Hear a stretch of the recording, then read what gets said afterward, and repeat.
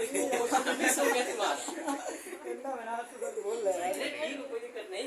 2 question तो NEET का miss हो गया। देखो अब कहानी सुनते रहो। नीट का क्वेश्चन मैंने बताया था यहाँ से, नीट का क्वेश्चन मैंने यहाँ से 2 बताया, दिमाग में आया ना? वो छोड़ो यार, रिकॉर्डिंग होगा नहीं होगा, जितना होगा कोई दिक्कत नहीं। कहने का मतलब ये है कि 2 क्वेश्चन मैंने बताया कि नीट का कहाँ से पूछा गया यार।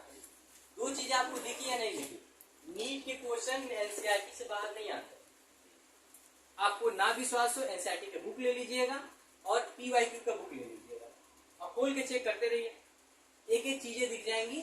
भैया इसी लाइन से एनसीईआरटी की इस पेज नंबर से, इस टॉपिक से, इस लाइन से ये क्वेश्चन उठाया गया था। वो आउटर क्वेश्चन पूछेगा ही नहीं आपसे। अगर एनसीईआरटी में कहीं मीनिंग यूज कर दिया गया कि एबैक्सियल, तो क्वेश्चन पूछेगा तो एबैक्सियल अगर लिख दिया है तो एबैक्सियल से क्वेश्चन आना है। काहे नहीं एनसीईआरटी में गलत ही लिखा हो। कोई डाटा मान लो बीएससी एमएससी करते हैं तो वहां पे डाटा अलग हो जाता है कभी कभी, तो लोग कहते हैं कि नहीं एनसीईआरटी में ये चीजें गलत है। सही है गलत है, हमें कोई फर्क नहीं पड़ता, हम गलत ही याद करें। आप वहां पीएचडी मत करिएगा। जो चीजें एनसीईआरटी में लिखी गई हैं, चाहे वो गलत है चाहे वो सही है, हमको यही फॉलो करना है। किसी की बकवास मत सुनिएगा एनसीईआरटी में चीजें गलत है, ये नहीं होगा। जिस दिन टिक करके आओगे ना, एनसीईआरटी की जो बातें लिखी गई होंगी, जो कंप्लेन करते हैं ना, जैसे हम लोग उसको आता है एक ऑप्शन आता है कि आप अपना एहतिजाज कर सकते हैं। जैसे क्या बोलते हैं, कोई दिक्कत होता है, जो डाउट आप नीट के एग्जाम दिए हो, उसके बाद आता है कि एक आता है कि जब पेपर दे दिया जाता है तो चैलेंजिंग का एक फॉर्म आता है। चैलेंज किया जाता है कि भैया एनसीईआरटी ने जो क्वेश्चन दिया था ये जो गलत है या तो आउट ऑफ सिलेबस है, वहाँ चैलेंज करना होता है कि मतलब आपने जो आंसर की में आंसर दिया है ये आंसर गलत है, एनसीईआरटी में ये चीजें दी गई हैं। तो अगर एनसीईआरटी में चीजें दी गई हैं, कोई बच्चे ऐसे होता है कि एनसीईआरटी की बात को फॉलो नहीं करते, कई टीचर कई बातें बोल रहे हैं, कहते हैं कि ये चीजें गलत है मत फॉलो करो। लेकिन एनटीए का सिंपल कहना है कि भैया अगर एनसीईआरटी में गलत ही लिखा है तो आप गलत ही टिक करके आइए ऑप्शन में। हम आपको 4 नंबर का 4 नंबर देंगे, क्योंकि आपको एनसीईआरटी से, आपका सिलेबस क्या है एनसीईआरटी, तो जब सिलेबस एनसीईआरटी तो एमएससी के पेपर से नहीं लोगे। तो ये दिमाग में रखिएगा, कोई कितना वो बोले कि एनसीईआरटी में ये चीजें गलत है, कह देना भैया गलत ही सही, हमें 4 नंबर लेने हैं तो हम गलत ही टिक करके आएंगे वहां पे। हाँ, लेकिन ये जरूर दिमाग रखना है एनसीईआरटी में होना चाहिए। अब ये नहीं कि अपने मन से तुम लोग दिमाग लगाने लगना कि एनसीईआरटी में बातें ना हो, टिक करके खुद आ जाए, फिर कहना नहीं नहीं ये तो गलत था, तो नंबर नहीं मिलता है। मतलब दिमाग सिंपल सी भाषा सोचो तो बस ये होना चाहिए कि आपको जो एनसीईआरटी में लिख दी गई है वही रट लेना है, चाहे वही समझ लेना है, चाहे वो आपकी केमिस्ट्री हो चाहे वो आपकी बायोलॉजी हो। केमिस्ट्री में भी मैंने बोला है ना कि मतलब फिजिकल, आप बस फिजिकल का ही खेल होता है जो न्यूमेरिकल बेस आता है, बाकी ऑर्गेनिक और इनऑर्गेनिक आपके एनसीईआरटी से ही आए, वहां भी नहीं आपको बाहर आए, तो वो चीज अलग है। आप देखो यहाँ से कह रहा है कि हम लोग अभी तक लीफ और स्टेम देख चुके हैं। 2 क्वेश्चन आपको मैंने बताया, एक स्टोमाटा ओपनिंग पे बताया कि कौन सा स्टोमाटा कहाँ ओपन हो रहा है, और मैंने एक बताया कि मीजोफिल सेल में कहाँ पे एयर कैविटी देखने के लिए मिलता है और कहाँ नहीं मिलता है। ये 2 तो मतलब नीट के क्वेश्चन हो। अब कहानी देखो, कह रहा है कि जो ऊपर वाला पार्ट होता है, लीफ के 2 पार्ट होते हैं। अगर एक पत्ता होता, अभी तो फिलहाल बारिश चल रहा है छोड़ो, अगर पत्ता होता तो मान लो पत्ता है, हाथ में रखा है, एक लीफ की पत्ती है, कह रहा है कि लीफ के 2 साइड होते हैं, या तो एक ऊपर वाला हो या तो एक नीचे वाला हो, 2 ही साइड होगा। हमने जो टीएस किया है तो इस पत्ते का टीएस जो हमने किया तो ऐसे काटा है, और काटने के बाद से आखिर जो भी कटेगा तो इसके सामने ये सब मान लो कट गया, अब ये सामने वाला पार्ट दिखेगा ना, तो हम जो पढ़ रहे हैं ये लीफ के इस पार्ट को पढ़ रहे हैं टीएस का। जैसे ये लीफ था, हमने ये काट दिया, काटने के बाद से आगे कुछ दिखेगा ना कटने के बाद, तो कटने के बाद मान लो कट गया, हमने इलेक्ट्रॉन माइक्रोस्कोप पे सेट किया तो भाई बड़ा दिखेगा ना, हर चीजें बड़ा हो जाती है। तो अब समझो कि हमने ये काटा था, उसी का ये पार्ट हम पढ़ रहे हैं, इसके अंदर कौन कौन से सेल आ रहे हैं। देखो ये तो थिकनेस है पत्ती की, जब हमने काटा तो ये थिकनेस ही तो है पत्ती की, लेकिन इसके बीच में कौन कौन से सेल आ रहे हैं इस चीज की हम स्टडी कर रहे हैं, क्योंकि हम एनाटॉमी पढ़ रहे हैं ना। मार्फोलॉजी तो पढ़ चुके हैं, मार्फोलॉजी में हम क्या पढ़ रहे थे, पत्ती कैसी दिख रही है, जो हमारे नेकेड आई से दिख जाए। लेकिन एटॉमी में हमने बताया था ना कि जब हमें किसी न किसी इलेक्ट्रॉन माइक्रोस्कोप या किसी न किसी इलेक्ट्रिक चीज का यूज करना पड़ेगा, मतलब किसी गैजेट का यूज करना पड़ेगा, वो एटॉमी है, मतलब बॉडी का अंदर पार्ट। कह रहा है कि जब आप लीफ का टीएस करेंगे तो जो लीफ होती है, मान लो लीफ है, तो जो अपर वाला सेल होगा, मतलब ये लीफ के अपर सेल है, ये लोअर सेल है, तो कह रहा है कि जो अपर वाला होगा, अपर कवरिंग होगा, उसको हम क्या बोलेंगे? एडैक्सियल बोलेंगे।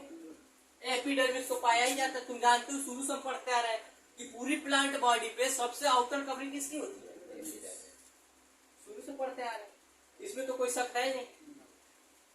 तो कह रहा है कि जो लीफ की अपर वाली पार्ट होगी, किसकी? अभी तो हम किसमें देख रहे हैं? डायकट में। लीफ का अगर अपर वाला पार्ट होगा तो हम देखेंगे जो अपर वाले पार्ट पे पहला लेयर होगा, जो ऊपर, मान लो ये लीफ है ना, लीफ का अगर ऊपर वाला ये पार्ट है तो ये पहला लेयर होगा, उसको क्या बोलेंगे? जस्ट उसी के नीचे क्या प्रेजेंट होगा? क्या है बताओ? Cell, mesophyll cell.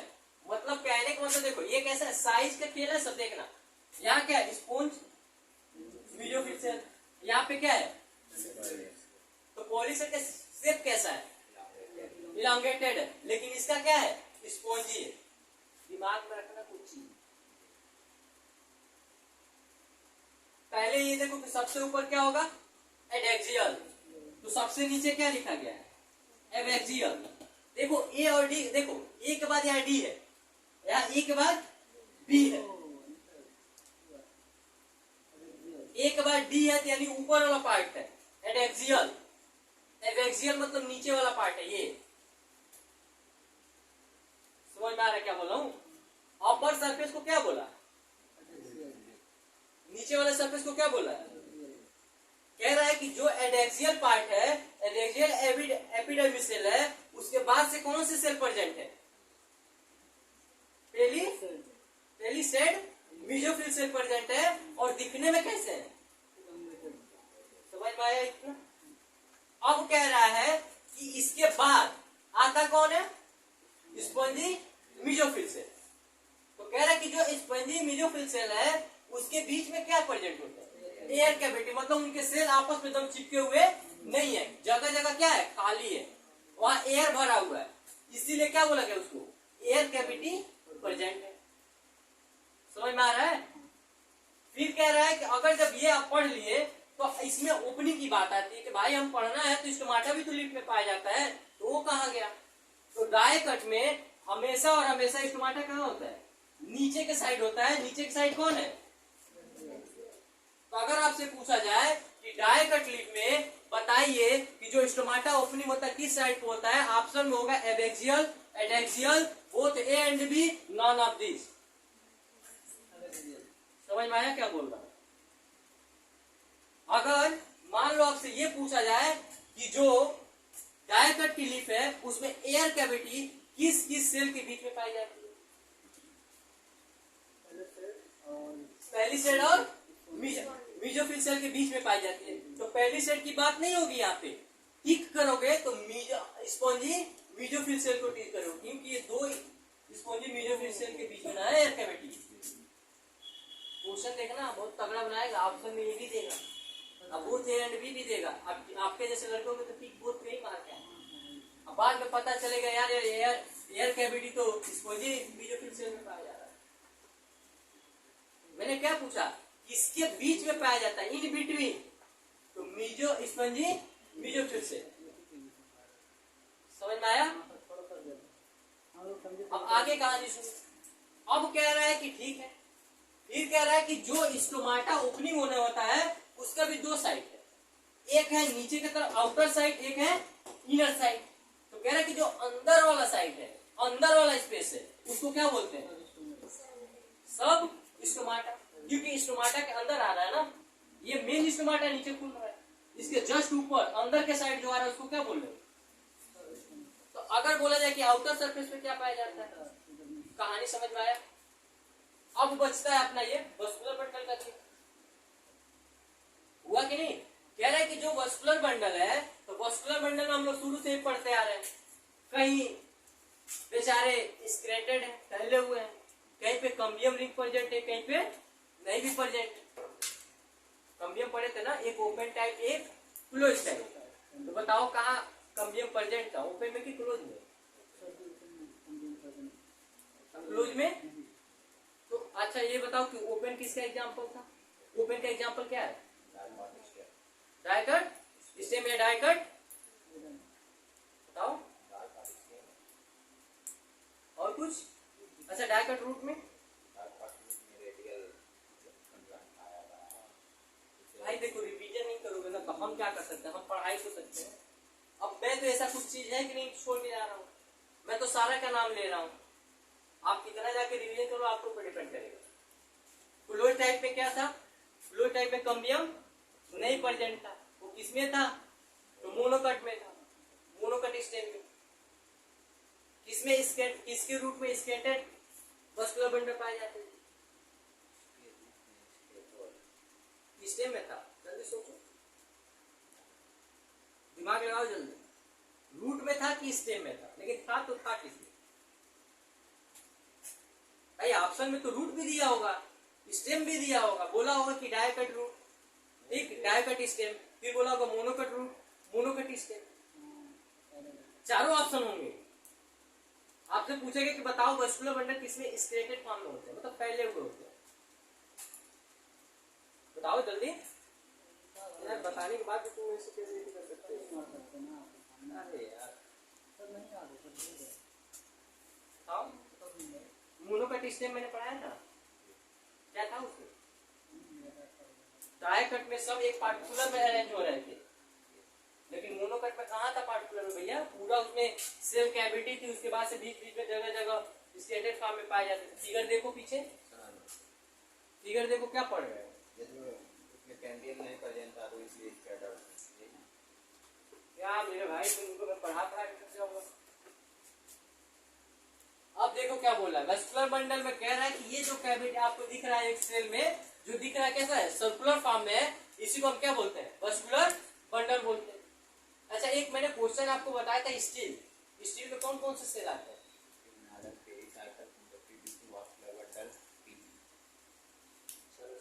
याद रखना भैया, स्टील पे भी क्वेश्चन पूछा गया। कहाँ पे पिच बड़ा होता है, कहाँ पे नैरो होता है?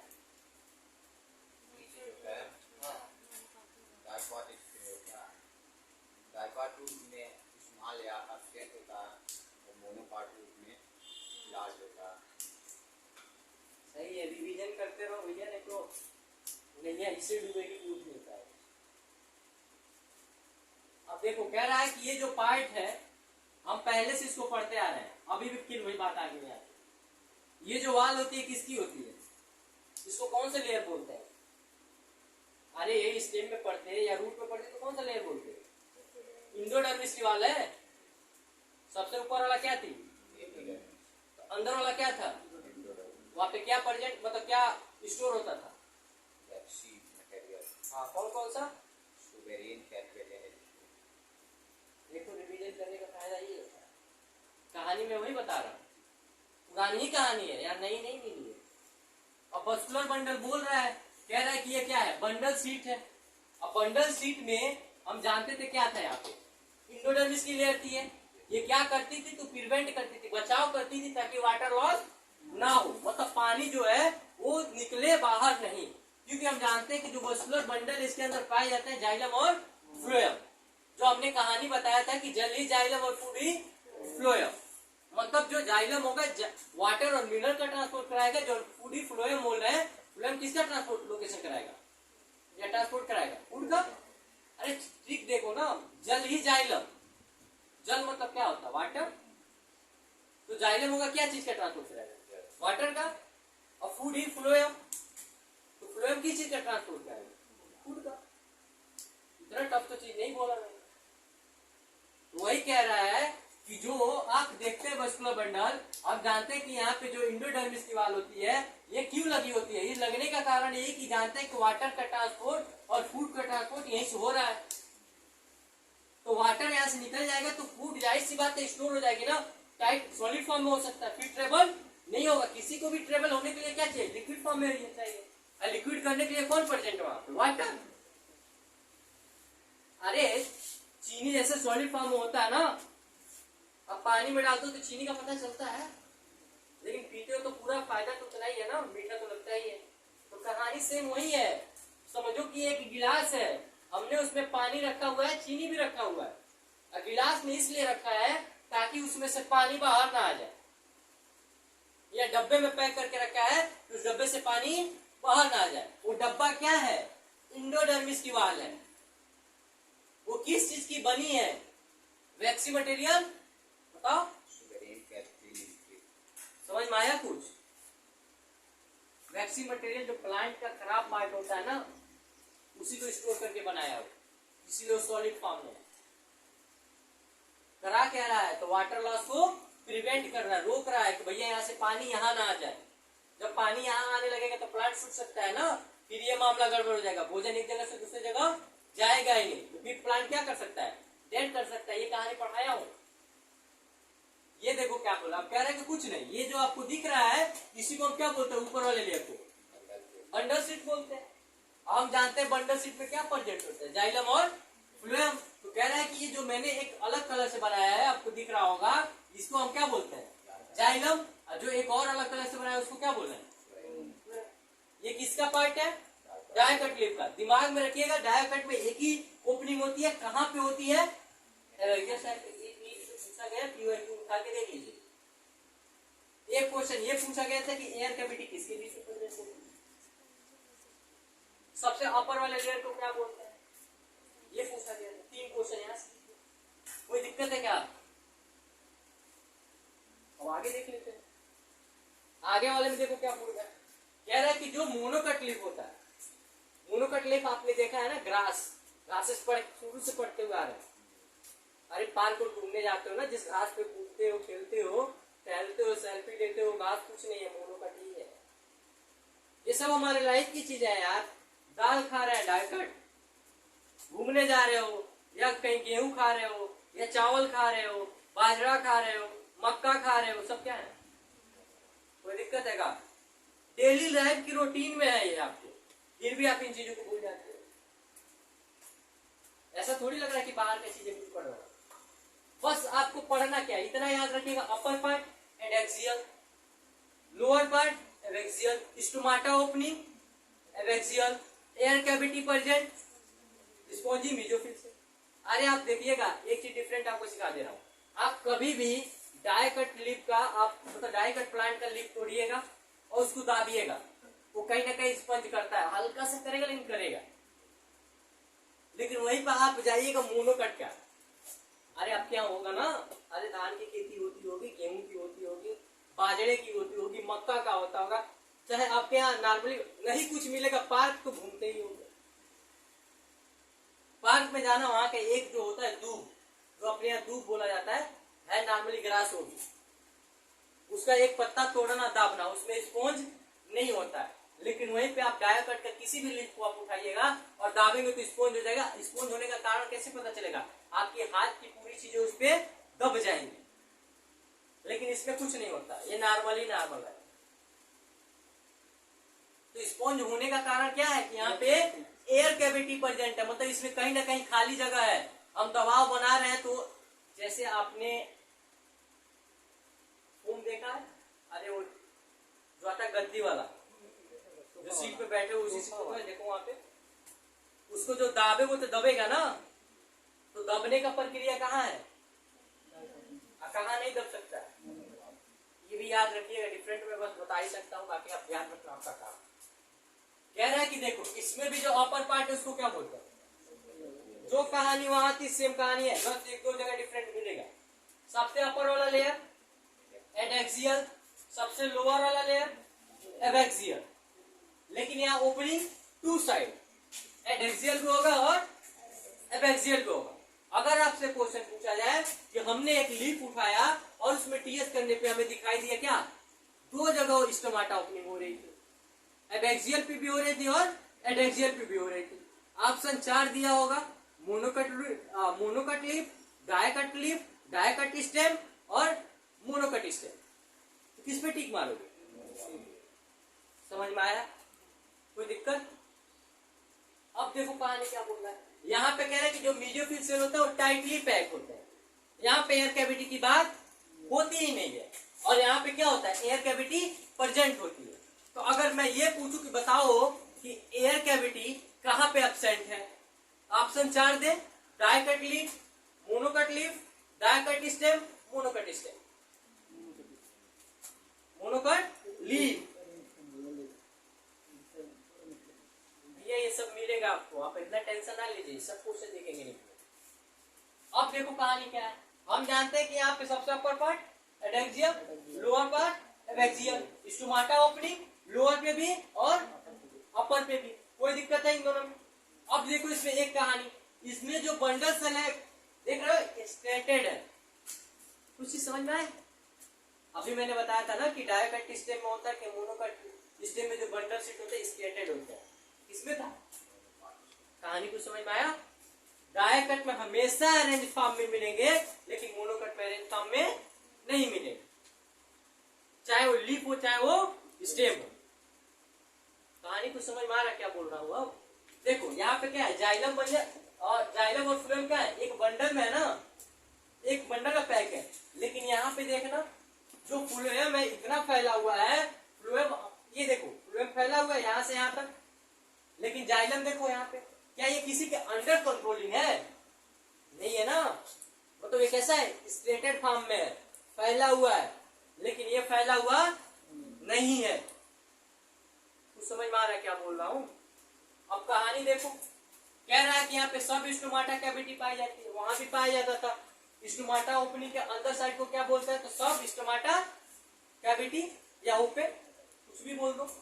अब नीचे वाले को क्या बोलते हैं, स्टोमा बोलते हैं, याद रखना स्टोमाटा नहीं बोल रहा है, नीचे ओपनिंग को क्या बोल रहा है, स्टोमा, यहाँ भी क्या बोल रहा है, स्टोमा। अब कह रहा है कि जो ये सर्कुलर फॉर्म में दिख रहा है उसको हम क्या बोलते हैं, जाइलम, और जो ये आपको फैला हुआ ज्यादा दिख रहा है उसको क्या बोलते हैं, फ्लोएम। अब कह रहा है कि मीजोफिल सेल, यहाँ पे जो मीजोफिल सेल होता है उसमें एयर कैविटी प्रेजेंट नहीं होता है, लेकिन डायकट में प्रेजेंट होता है। यहाँ तक कोई दिक्कत है? यहाँ तक कितना समझाया हूँ लीफ में, अगर एक भी जगह दिक्कत हो तो आप हमसे दोबारा पूछिए, नहीं तो अब अगला कहानी इसी लीफ में चलेगा कि क्या होता है। हो गया, आगे बढ़ा जाए इसमें? कोई डाउट हो तो पूछो, नहीं डाउट है ठीक है, फिर अगला देखते हैं।